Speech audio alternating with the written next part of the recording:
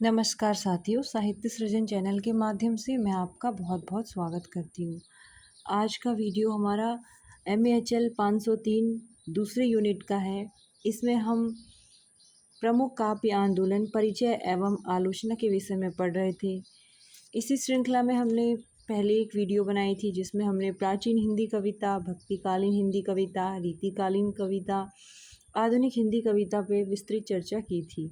हमारे पास दो टॉपिक रह गए थे, स्वतंत्रता पूर्व हिंदी कविता और स्वतंत्रता के पश्चात हिंदी कविता, जो कि आधुनिक हिंदी कविता के अंतर्गत आते हैं। तो आज की वीडियो में हम संक्षिप्त रूप से उन्हीं पर चर्चा करने वाले हैं, तो आप लोग वीडियो को अंत तक जरूर देखिएगा। हिंदी साहित्य का इतिहास वैसे तो बहुत पुराना है, वर्षों पुराना रहा है, लेकिन इसकी व्यापकता और विविधता और जो इसकी प्रवृत्तियों में वैविध्य हमें देखने को मिलता है, उसमें सबसे ज़्यादा विस्तार आधुनिक हिंदी कविता में हुआ है। जितना हम आज के समय में देखते हैं कि आधुनिक काल में स्वतंत्रता से पूर्व और उसके पश्चात जितने बदलाव जल्दी जल्दी तेज़ी के साथ कविता में आए, काव्य में आए, वैसा हमने पूर्व में, भक्ति काल में, रीति काल में ये बदलाव हमने आदिकाल में इतनी तेज़ी से नहीं देखे थे।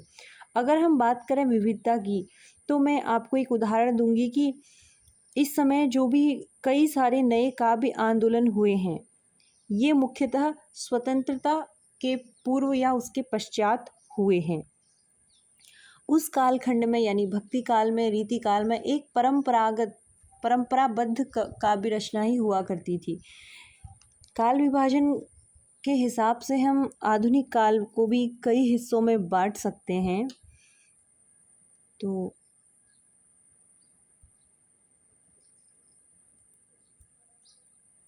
सबसे पहले मैं शुरुआत करती हूँ यहाँ पर कुछ जो प्रमुख आलोचक हैं उनके द्वारा किए गए कालखंडों के विभाजन से। स्वतंत्रता पूर्व हिंदी कविता के कई महत्वपूर्ण काव्य आंदोलन रहे हैं, जिसने हिंदी कविता के विकास में महत्वपूर्ण भूमिका निभाई है।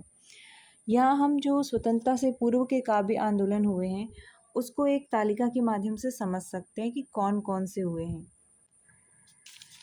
सबसे पहले आता है पुनर्जागरण काल, 1850 से 1900 के बीच इसे माना गया है। इसमें सबसे ज़्यादा सक्रिय जो थे, अगर हम देखा जाए तो हरिश्चंद्र जी को हम मान सकते हैं। इसके बाद आता है जागरण सुधार काल, जिसमें महावीर प्रसाद द्विवेदी जी ने महत्वपूर्ण भूमिका निभाई है।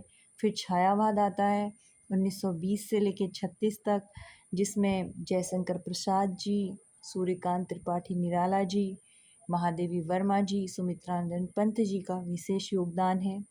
प्रगतिवाद आता है 1936 से 42 तक, रामविलास शर्मा जी का विशेष योगदान है। राष्ट्रीय और सांस्कृतिक आ जाता है, जिसके अंतर्गत हम मैथिली शरण गुप्त जी, दिनकर जी।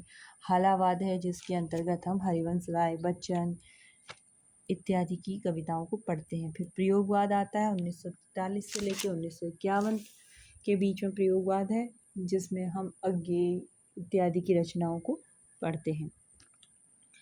आधुनिक हिंदी कविता, अगर हम बात करें स्वतंत्रता के बाद की, तो स्वतंत्रता के बाद भी इसमें हमें विस्तार देखने को मिला है।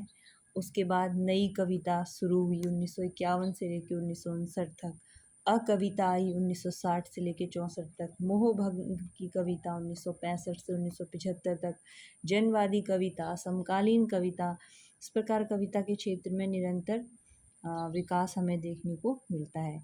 अब हम बात करेंगे प्रमुख काव्य आंदोलन जो हुए हैं स्वतंत्रता से पूर्व और उसके पश्चात, उनकी प्रवृत्ति क्या थी। सबसे पहले तो हम देखते हैं स्वतंत्रता प्राप्ति के 4 साल बाद यानी 1951 में जब प्रयोगवाद शुरू होता है। इस समय काव्य रचना में नए नए प्रयोगों की प्रवृत्तियां चलती रही। सन 47 में प्रतीक पत्रिका की प्रकाशन के बाद से तो प्रयोगवाद का आंदोलन और तेज हो गया। दूसरा तार सप्तक के प्रकाशन से कविता में वस्तु एवं रूप संबंधी संतुलन की स्थिति आई।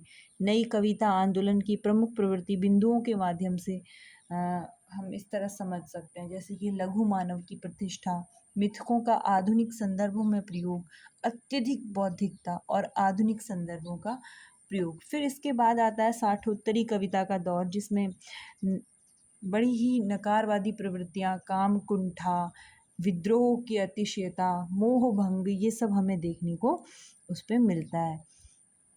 तो आज की वीडियो में हम सिर्फ इतना ही चर्चा करेंगे। ये जो यूनिट है इसमें बहुत संक्षिप्त रूप से हिंदी साहित्य में जो कविता है, कविता कौन कौन से युग में काव्य कैसा रहा, क्या क्या परिवर्तन देखने को मिले, उसकी प्रवृत्तियाँ क्या थी, इनके बारे में हमने पढ़ा। आगे हम विस्तार से इनके विषय में एक एक बिंदुवार अगले यूनिट में हम पढ़ेंगे। तो आप लोग जुड़े रहिएगा। मिलते हैं अगली वीडियो में, तब तक के लिए नमस्कार।